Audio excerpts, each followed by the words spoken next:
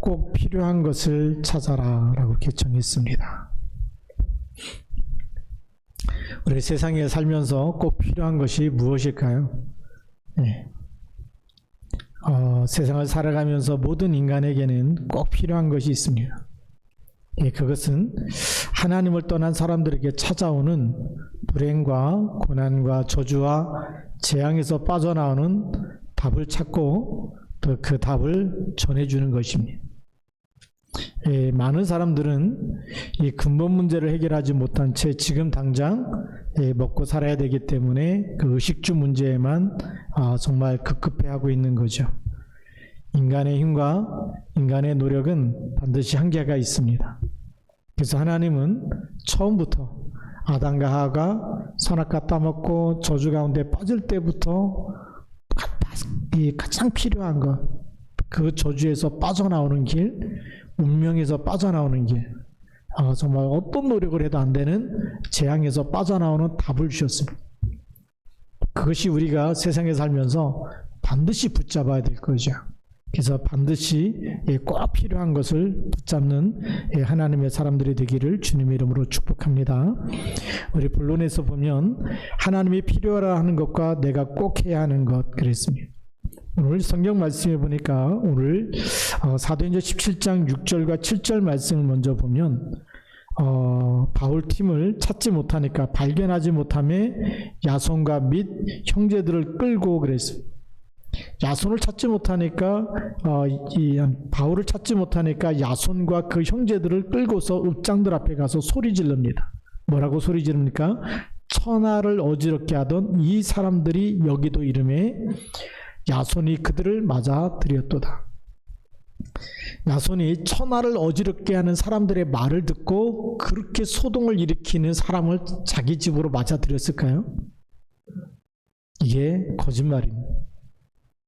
우리가 진짜 천하를 어지럽게 하고 반란을 일으키고 문제를 일으키고 그러면 그 사람은 어떻게 자기 집으로 초청을 합니까?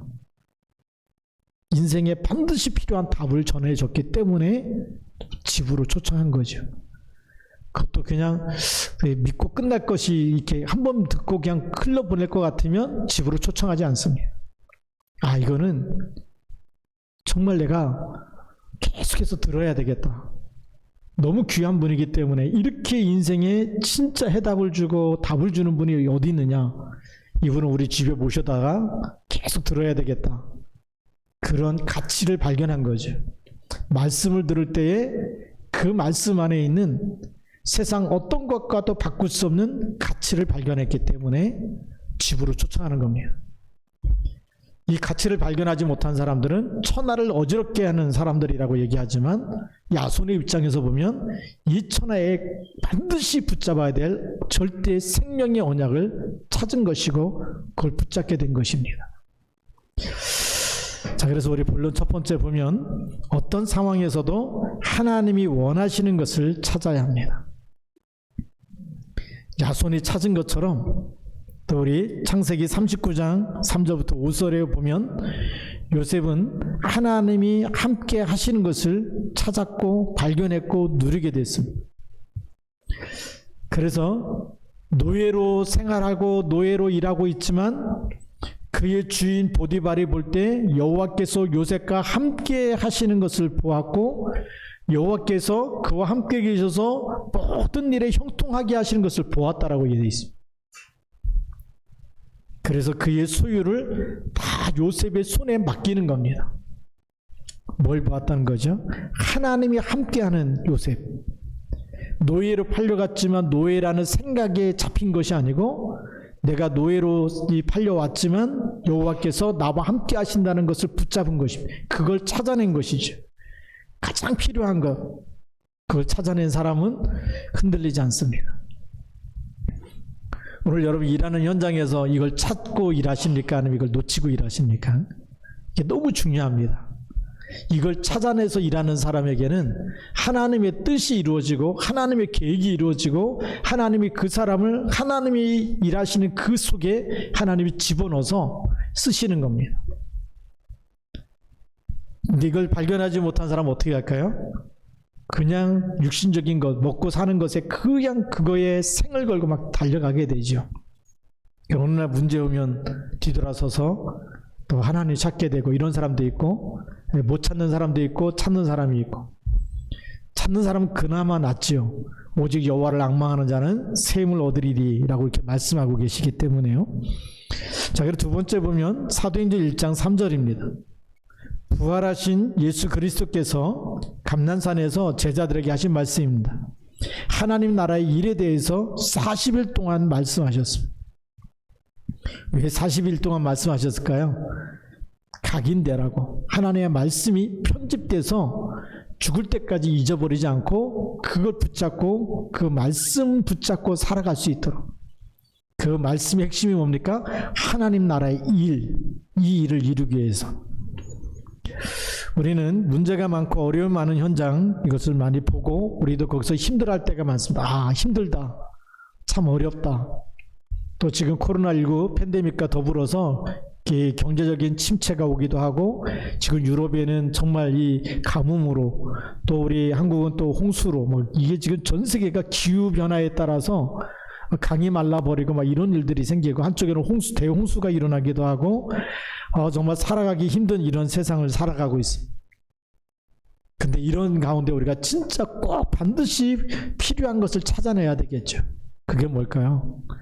어떤 어려움 속에서도, 어떤 상황 속에서도 하나님이 나와 함께. 그렇죠? 하늘과 땅의 모든 권세 가진 주님께서 뭐라고 약속하십니까?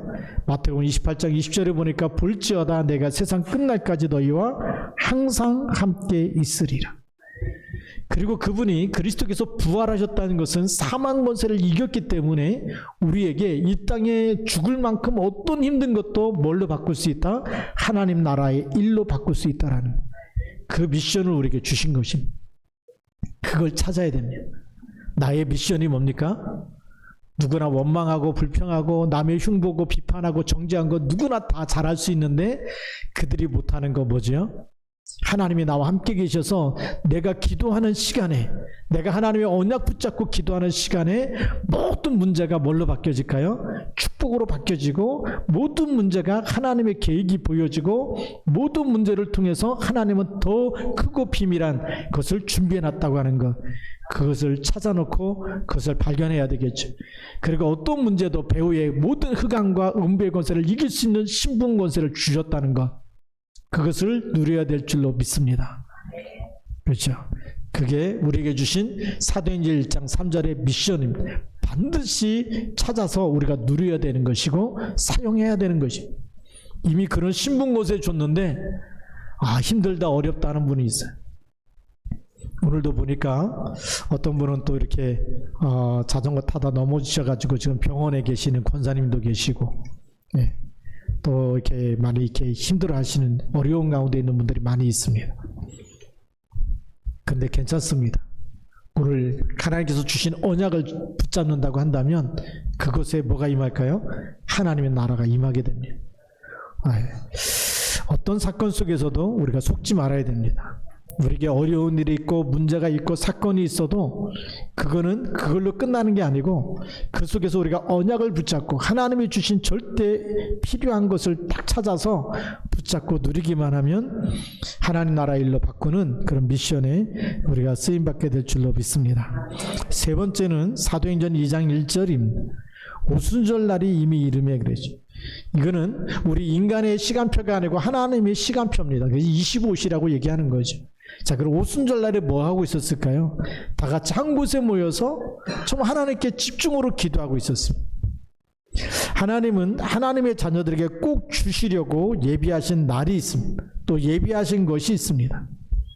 그것부터 반드시 찾아서 누려야 되겠죠. 그게 뭘까요? 하나님의 자녀가 이 세상을 살면서 하나님이 주시는 힘으로 살겠다라고 결단하고 기도하는 시간부터 뭘 주실까요? 하나님이 능력으로 위에서 주시는 그 힘이 따로 있다는 겁니다. 초대교회가 이것을 누렸고 예수님께서 이걸 약속하셨습니다. 어디에요? 사도행전 1장 8절 말씀에 오직 성령이 너에게 임하시면 너희가 권능을 받고 예루살렘과 온 유대와 사마리아와 땅끝까지 이르러 내 증인이 되리라 그랬어요. 증인이 되라가 아니고 되리랍니다. 되어질 것을 얘기하고 있는 거죠. 뭐만 하면 되죠? 오직 성령이 너에게 임하시면. 그 시간이 바로 나의 영적 시스템을 갖추는 시간이 있어야 되는 거예요. 이것이 있는 사람은 매일매일 하나님이 위에서 주시는 힘을 누리는 시간을 내가 찾아서 누리는 거죠.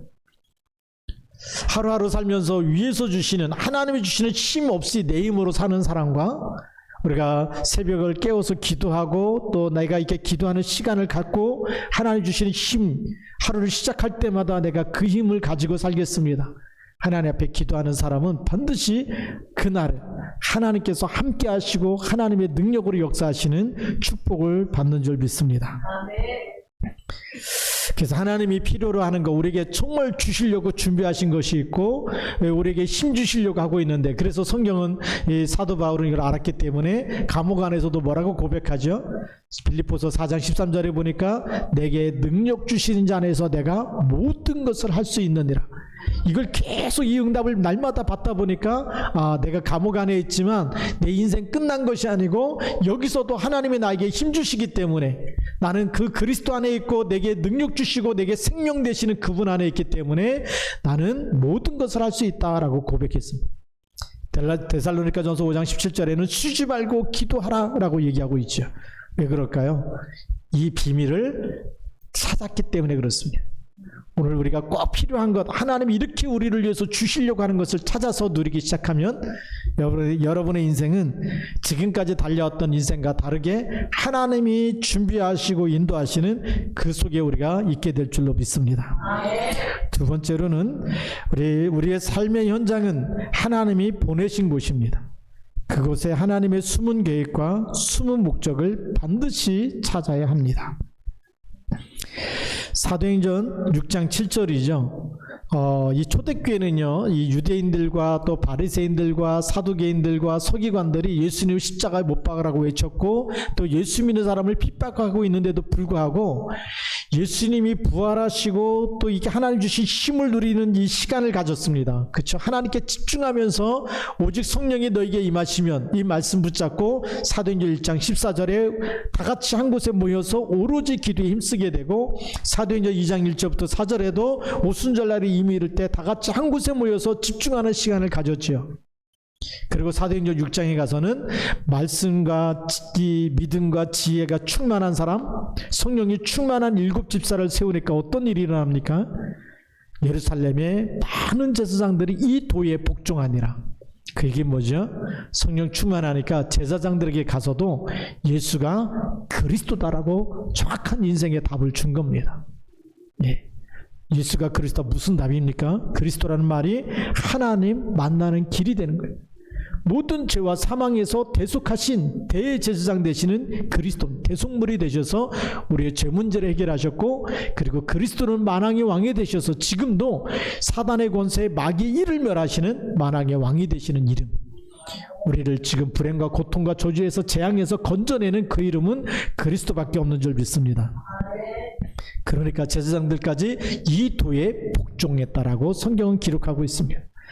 또 사도행전 11장 19절에 스데반의 환난으로 흩어진 사람들이 그랬어요. 스데반의 환난 때문에 예수 믿는 사람이 잡혀가며 죽을 수밖에 없는 이런 큰 어려움이 왔어요. 그럼에도 불구하고 그 흩어진 사람들이 흩어진 곳에 흩어진 자처럼 보이지만 하나님이 반대로 보면 하나님이 파송하시는 것입니다. 어떻게 보면 노예로 끌려간 것 같지만 하나님이 보내신 것입니다. 창세기 45장 5절에 요셉이 뭐라고 얘기합니까? 형들을 만났을 때 형들이 나를 팔았으므로 한탄하지 마십시오. 근심하지 마십시오. 하나님이 생명을 구원하시기 위해서 형들보다 나를 앞서 하나님이 나를 보내셨습니다라고 얘기하죠. 노예로 팔려간 건 사실이지만 영적 사실은 하나님이 보내셨다는 겁니다. 포로로 끌려간 것처럼 보이지만 다니엘과 사드락과 메삭과 아벳느고가 뭐죠? 하나님이 보내셔서 그 다니엘이 이 바벨론의 강대국에 하나님의 살아계심을 설명하도록 하나님이 선교사로 보내신 것입니다. 스데반의 환난으로 인해서 흩어진 자, 흩어진 자처럼 보이지만 하나님이 흩어진 곳에 가서 복음 전하라고 하나님이 파송하시는 것, 보내시는 것입니다. 문제 속에 있습니까? 어려움 속에 있습니까? 거꾸로 보면 하나님의 나를 그곳에 보내신 것입니다. 뭐 하라고요? 여러분의 가문의 모든 우상과 제사 문화, 흑암 문화를 꺾어버리고 살려내라고 보내신 것입니다. 고린도전서 10장 20절에 보니까 이방인의 제사하는 것은 귀신에게 하는 것이요, 나는 너희가 귀신과 교제하는 자가 되기를 원치 아니한다라고 되어 있습니다. 여러분들 기도하는 시간에 뭐가 일어날까요? 가문의 모든 악한 영들이 결박되어지고 제사 문화가 예배 문화로 바뀌어질 줄로 믿습니다. 우상 문화가 끝날 줄로 믿습니다. 그래서 여러분들 그 가정에 시집가고 장가가게 하나님이 보내신 거예요. 이걸 모르면 이상한 사람 만났나 보다, 내 인생 잘못 만났고 너무나 괴롭고 힘들다, 너를 원망하면서 살아야 돼. 그런데 반대로 보면 하나님이 나를 보내셨구나, 주 예수를 믿으라, 그리하면 너와 내 집이 구원을 얻으리라. 이것 때문에 하나님이 보내신 줄 믿습니다. 그러니 당연히 흩어진 사람들이 복음으로 충만하고 성령으로 충만하고 흩어진 사람들이 뭐죠? 그곳에서 헬라인에게까지 복음을 전합니다. 하나님이 얼마나 기뻐하셨는지. 왜 기뻐했을까요? 그게 바로 마태복음 24장 14절의 성취입니다. 이 천국 복음이 모든 민족에게 증거되고 난 후에 마가복음 16장 15절부터 20절의 성취죠. 만민에게 다니면서 복음을 전파하라. 만민이라고 얘기했습니다. 유대인들이요 절대 안 나가는 거죠. 사도행전 11장 또 10장에서 고넬료를 만났을 때 베드로가 11장에서 10일을 걸었습니다. 왜 이방인의 집에 들어가서 세례를 주고 왜 밥을 먹고 그렇게 하느냐. 이방인의 집에 들어갔다고 난리가 나죠. 근데 사도행전 11장에는 그 이방인들에게 복음을 전하게 된 것입니다.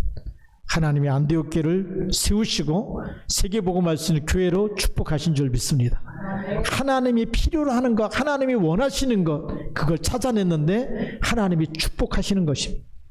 오늘 우리의 인생과 우리 교회가 하나님이 가장 필요하는 것을 붙잡는다고 한다면 어떤 문제가 와도 절대 망하지 않습니다. 네, 여러분의 인생이 그리스도 안에 있다, 절대 망하지 않습니다. 속지 마십시오. 사도행전 16장 6절부터 10절입니다. 전도 현장에 들어갔는데 예수의 영이 아시아에 가서 복음 전하려고 하는 것을 막았다라고 성경은 기록하고 있어요. 가려고 하는데 못 가도록 계속 막는 겁니다. 전도하려고 하는데 막으면 얼마나 힘들겠어요. 그것도 예수의 영이 허락하지 아니한다.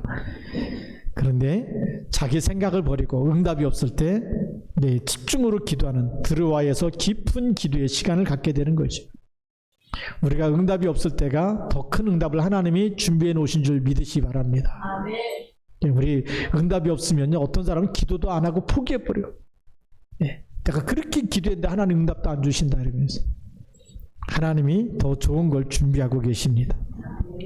그래서 우리 기도응답에는 기본적으로 세 가지가 있어요.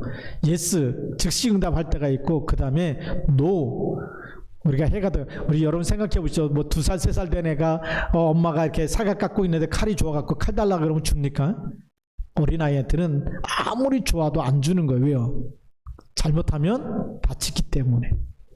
그래서 노라고 얘기하는 것도 안 돼라고 얘기하는 것도 그것도 응답이에요. 하나님도 마찬가지입니다. 내가 볼 때는 꼭 필요한 것 같지만 하나님이 보실 때는 필요하지 않다면 안 주시는 거죠. 그리고 또 하나는 왜 기다리라는 겁니다. 무응답도 응답인 줄 믿으시기 바랍니다.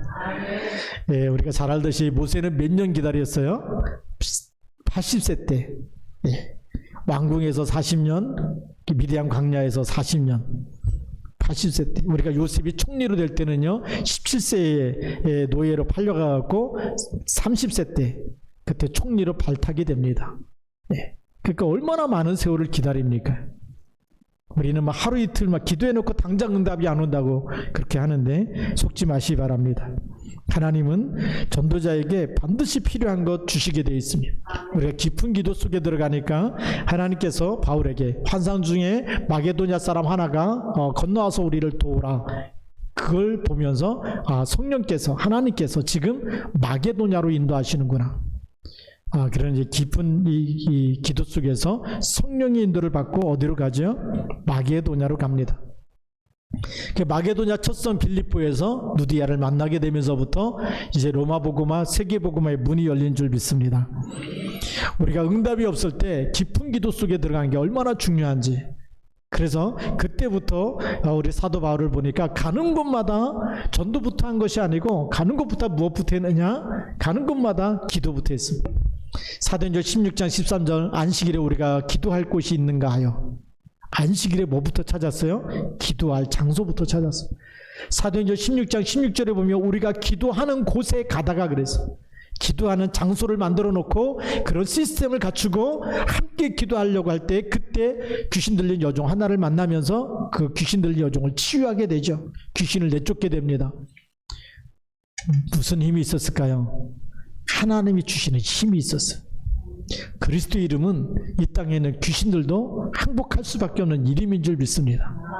성경에만 있는 이름이 아니라 지금도 우리가 그 이름을 믿고 그 이름을 부르고 그 이름을 선포할 때 여러분들 가는 모든 것에는 악한 영과 귀신이 결박되고 떠나가는 줄 믿습니다. 이런 시스템을 갖추는 게 얼마나 중요한지. 육신적인 응답이 없는 것이 아니라 내가 하나님을 누리는 시간, 하나님의 계획을 발견하는 시간, 성령의 인도 받는 시간이 되는 줄 믿습니다. 마지막 세 번째로는 하나님의 소원과 나의 소원이 하나가 되면 하나님이 준비한 더 크고 비밀한 일에 쓰임받게 됩니다. 사도행전 19장 21절에 보니까 에베소에서 사도행전 19장 8절부터 20절까지 오면 에베소에서 전도하면서 2년 동안 두란노 서원에 모여서 저녁에는 계속 집중으로 기도하고 말씀 훈련을 받고 그리고 아시아에 있는 모든 사람들 다 듣게 만들었습니다. 에베소 전역에 있는 사람들이 다 듣도록 만들었어요. 그랬더니 마술하던 사람들의 책을 불태워버리고 그러면서 곳곳에 정말 말씀이 흥황하여 세력을 얻었다. 에베소 전 지역에 난리가 났죠. 복음으로 완전히 지역을 복음하는 일이 일어납니다. 그때 그걸로 끝난 것이 아니라 그때 바울의 고백이죠. 그 큰 응답이 왔을 때 거기에 만족하고 머무른 것이 아니고 그 응답을 넘어서 하나님이 원하시는 것, 필요로 하는 것, 그것을 발견했습니다. 그 응답을 넘어서 하나님의 계획, 우리는 응답이 오면 응답 속에 도취되거든요. 돈을 많이 번 사람은 이제부터 막 놀고 먹자, 막 못 다녔던 거, 못 샀던 거 막 쇼핑도 하고 놀러도 다니고 뭐 마음껏 먹자, 그런 계획 세울 거 아닙니까? 근데 전도자는 그걸 넘어서 하나님의 계획이 뭔지를 봐야 됩니다. 응답에 도취되지 말고 응답을 넘어선 하나님의 계획, 바울이 그걸 봤습니다. 로마도 보아야 하리라. 하나님이 원하시는 걸 찾았고 응답을 넘어서 하나님이 더 필요로 하는 걸 찾았습니다. 두 번째로는 사도행전 1장 8절 말씀. 우리의 응답은 땅끝까지죠. 이것은 하나님의 절대 계획이고 하나님이 반드시 이루실 것입니다.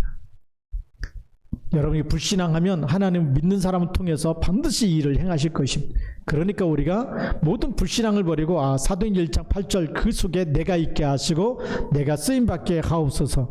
여기에 방향 맞추는 사람, 이 하나님의 소원이 나의 소원이 되어지는 사람. 빌립보서 2장 13절에 기록하고 있죠.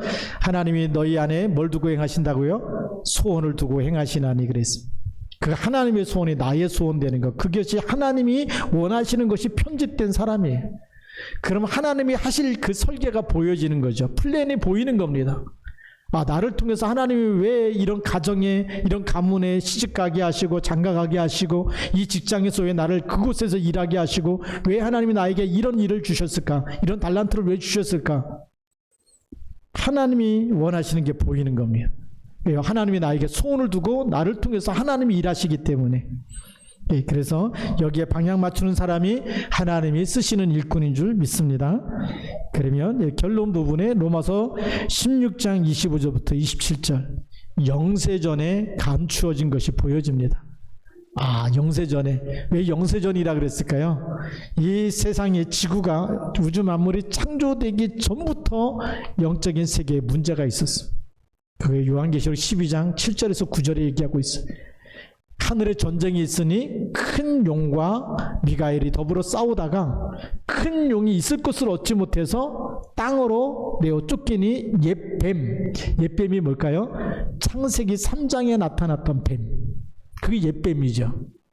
그러면 그 전쟁이 있었다는 얘기는 옛뱀 창세기 3장 사건이 일어나기 전에 벌써 하늘에서 떨어졌다는 얘기 아닙니까? 근데 그 옛뱀의 정체가 뭐라고요? 성경에 보니까 사탄이라고도 하고 마귀라고도 하고 온 천하를 꿰는 자다. 세상에 가서 여러분들이 어린이집부터 다니고 대학 졸업하고 대학원 박사학위까지 다 받아도 이 영적 사실을 말해주는 곳이 없어요.